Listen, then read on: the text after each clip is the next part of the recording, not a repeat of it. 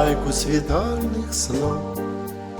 Я прыйшоў да такой высновы, калі клікаць цябе вясной, той настрой будзе твой вясновым, каб застацца ў душы паэтам. Калі лета абдыме палка, я на зайздрасць людзям і свету буду клікаць цябе купалка.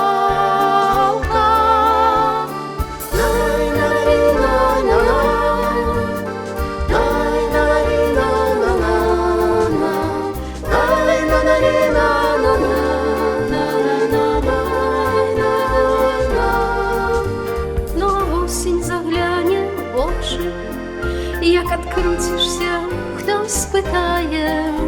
Пасярод вераснёўскай ночы назаву цябе залатая.